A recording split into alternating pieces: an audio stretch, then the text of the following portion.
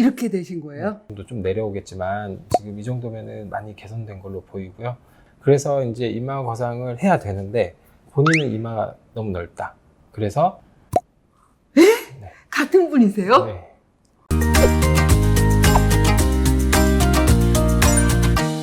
안녕하세요.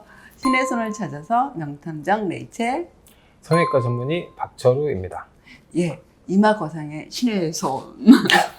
박철우 원장님 모시고 저와 같은 연배 어머니, 아버님의 이마 거상 전후 사진을 보면서 왜 하게 되셨는지, 근데 그 왜가 잘 해결되셨는지를 알아보는 시간을 갖도록 하겠습니다. 네.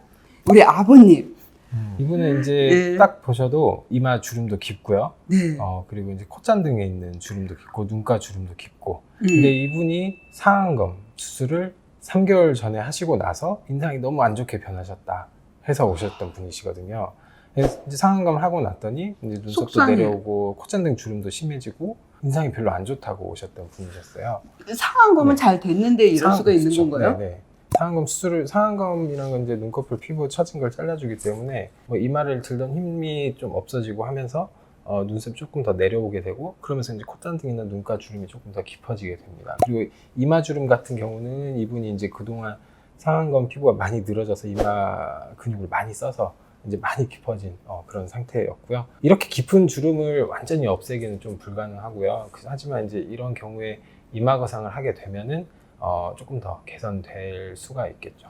저는 이 사진을 보면서 상안검을 하셨다고 말씀을 하셔서 속상한 게, 아버님들은 이렇게 처지니까 상안검 답을 정해서 가면 이렇게 되는 건가요? 아무래도 그러신 분들도 많고요. 이마 거상을 이제 헤어라인 안쪽에서 하면은 이제 머리 쪽에서 수술한다고 해서 너무 무섭게 생각하셔서 그러면 그냥 상안검만 할게요 하시는 분들도 계시고요. 하지만 이제 피부 처짐이 심한 경우에는 뭐 이마 거상이나 상안검 하나만으로는 해결이 안 되고요.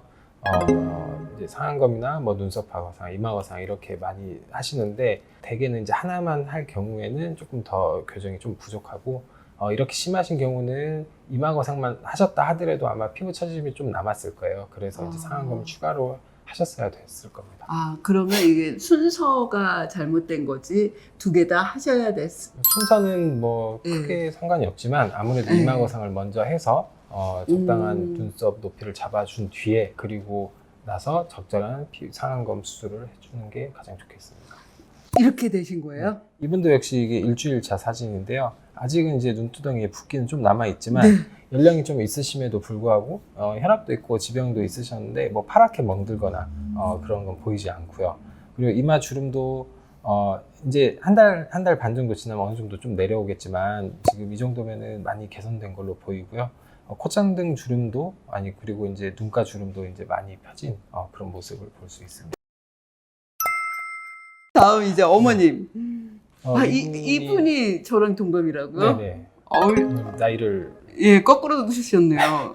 그러니까 이분 같은 경우도 이제 눈꺼풀 처짐이 있고, 근데 이제 눈 쪽은 건드리기 싫다는 게 이제 첫 번째였어요. 근데 이 사진 같은 경우는 지금 눈꺼풀 처짐이 있어서 이마에 지금 힘을 딱 주고 계시잖아요. 눈썹을 치켜 올려 뜨고 있어서 좀 괜찮아 보이는데, 실제로는 조금 더 눈꺼풀이 처져 있고, 그래서 이제 이마 거상을 해야 되는데 본인은 이마가 너무 넓다.